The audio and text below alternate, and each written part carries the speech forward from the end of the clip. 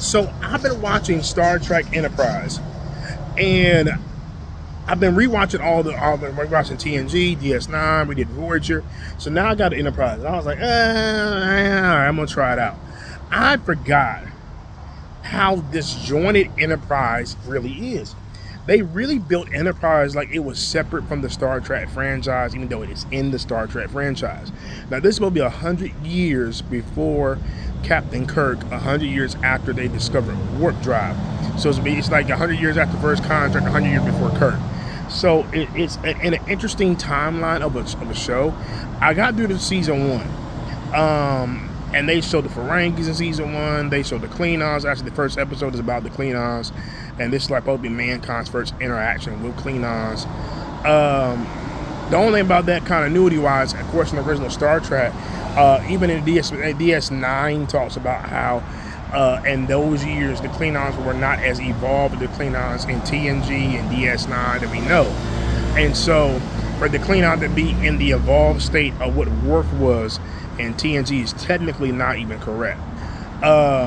So I mean, you could tell that they were trying to capture the magic of the original series, but they didn't. Very kind of like, hokey. Not only that, but the music, the intro music is some like weird UPN teen drama music going on there. And then the opening crawl, this says Enterprise. It doesn't say Star Trek Enterprise. And so, doing some research, it got canceled after 4 seasons because of low ratings. They put it on Friday night on UPN, which at that time was known as Doom Night for ratings. And the 4th season, from what I've read, is better. I haven't got to the 4th season yet. I really didn't pay attention to Enterprise. I watched maybe 2 or 3 episodes when it was on air, and I really don't even know what season those episodes I was watching on. I tried to give it a shot because I was a Star Trek fan, but when the time Enterprise came out, it was a lot of Star Trek fatigue. You got to think 15 years straight we've been having Star Trek, and so there was some fatigue. And not only that, but this is not really the Star Trek that we grew up on liking. I found out in the first season, Odo makes a guest appearance in the episode. And I'm like, they didn't build this, and he's like a regular guy, but just the actor who plays Odo. And I'm like, that could have been an opportunity in a storyline where they could have met Odo, in his infancy stage, or someone of the link. You know what I'm saying? I mean, there were some opportunities that could have tied it more into the Star Trek lore. Enterprise feels very disconnected. It feels like it was some people that wanted to take Star Trek references and make their own universe, but it does not feel connected to none of the other Star Trek. It does not feel canonized. And I think that was one of the big things they shot in the foot.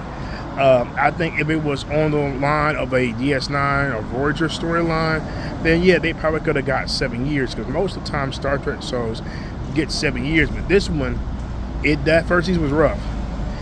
Some of the episodes are entertaining, with the Ferengi coming in there trying to steal the ship. That was kind of cool. The first episode, then they had the one with the symbiote, was kind of wacky. A lot of times the crew is kind of like dumb and naive about things, and that's kind of different for a Star Trek crew. Like typically they figure things out. It's highly intelligent crew. This crew is kind of like, well, we're gonna see if this one works. You know what I'm saying? It's really kind of country and hokey on that. And it just doesn't. There's elements of the show that does feel like Star Trek. Then there are elements that's like, what in God's name is this? So